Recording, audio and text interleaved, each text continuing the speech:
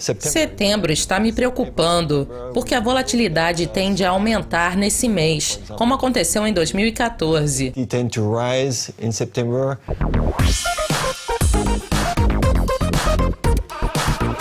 Bruno, nós já estamos em setembro. Você acredita que o mercado de equities americano vai continuar em alta? Sim, as notícias são boas. Vamos começar com as Small e Mid Caps, que são o fôlego do mercado. Aqui podemos ver as máximas e mínimas mais altas para as Small Caps e Mid Caps. A força relativa tem aumentado durante todo o verão, e apesar da pausa no momento, o impulso ainda é de alta. Portanto, a primeira impressão é boa.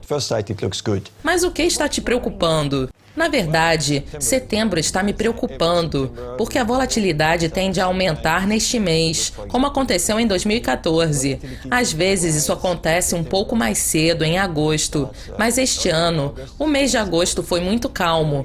Portanto, há chances da volatilidade aumentar. O índice VIX está abaixo do nível 13, o que é um pouco complacente, e indica que ninguém ainda está preocupado. Por outro lado, se analisarmos o que tem acontecido pelos últimos 10 dias em detalhes, notamos que tivemos uma alta inicial de 11% para 15% e em seguida um pullback, que poderia ser uma mínima mais alta, considerando o aumento do impulso. Isso poderia ser um problema mais à frente. E o que isso significa para o S&P 500? Nossa expectativa é de que o índice rompa esta faixa muito estreita das bandas de Bollinger, que já dura desde julho.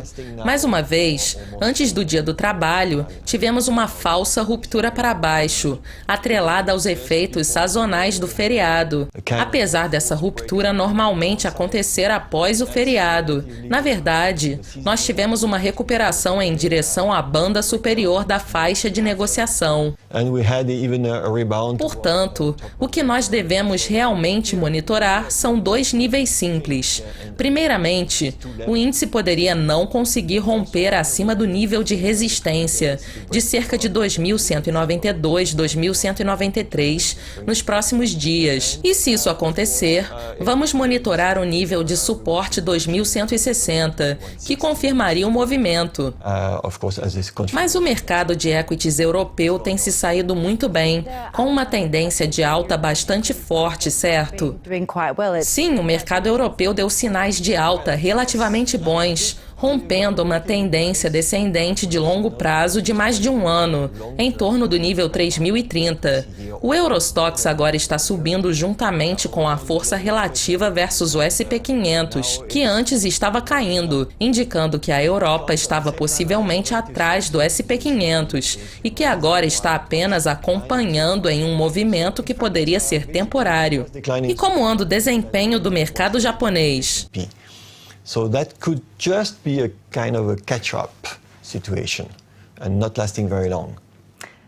O mercado japonês tem operado como esperado, porque quando o iene chegou próximo ao nível 100, com a preocupação em relação ao preço alto demais, houve uma correção para baixo, e o iene chegou ao nível 96. Ao mesmo tempo, o Nikkei se recuperou de 16.400 para níveis acima dos 17.000. Na quarta-feira, tivemos um movimento interessante, porque o Nikkei rompeu para acima do seu nível de resistência anterior, de 16.900, e ao mesmo tempo, o iene se recuperou. Portanto, um dos dois está errado. Se houver uma recuperação, o iene poderia alcançar um topo, e como podemos ver aqui, o oscilador estocástico também está sobrecomprado. Portanto, uma reversão dessa ruptura poderia ser um pouco mais traumática. Será que você não está sendo cauteloso demais? Como andam os mercados emergentes? Essa é uma boa pergunta, porque a situação é favorável para tudo. Se ampliarmos o horizonte e analisarmos este gráfico semanal, notamos uma boa alta desde junho, que agora está se aproximando de níveis cruciais, que correspondem às máximas de setembro do ano passado e a níveis técnicos próximos ao topo dessa nuvem, onde normalmente naturalmente há alguma resistência. Isso significa que o mercado, ao invés de continuar em alta, poderia operar lateralmente e se reverter. Essa é a situação para a China e por isso eu estou preocupado.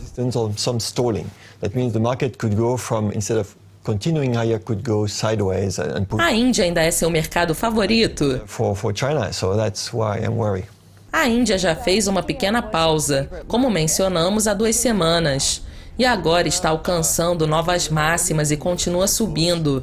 O mercado indiano superou o S&P 500, como podemos ver através dessa linha preta em ascensão.